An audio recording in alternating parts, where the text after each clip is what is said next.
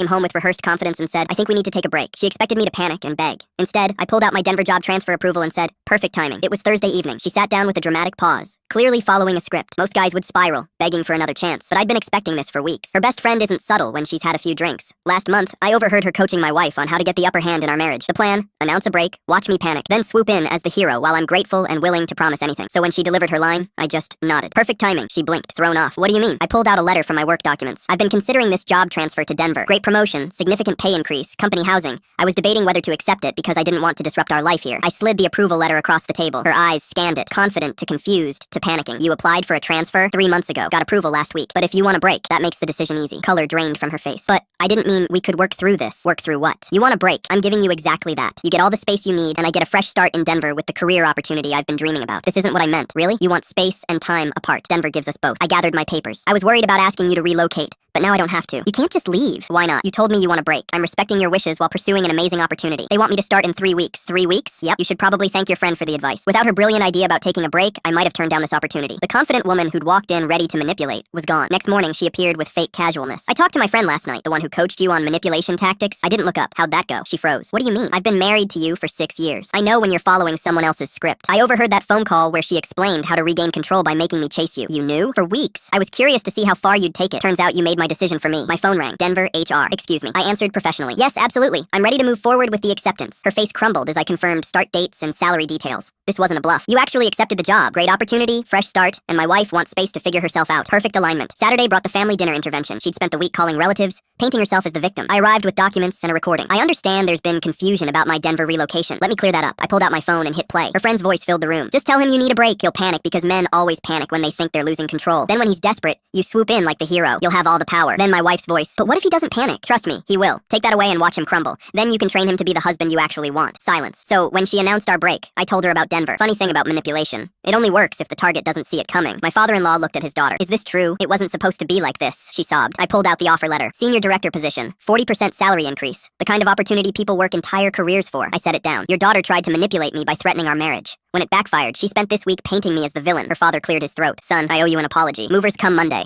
I fly out Wednesday. As I left, confused voices erupted behind me, all directed at her now. 6 months later, my former brother-in-law called. She's been in therapy twice a week. Cut off that friend completely. Got her own apartment. Actually working on herself. Good for her. She tried reaching out to apologize through the family. Her growth doesn't undo what she chose to do when she thought she could get away with it. That evening, an unknown number texted. I know you probably don't want to hear from me, but you were right about everything. I'm sorry for who I was. I deleted it without responding. Denver had been everything I hoped for. Corner office, house in the mountains, dating someone who communicated directly instead of playing games. The marriage ended when she decided to follow manipulation advice instead of just talking to her husband.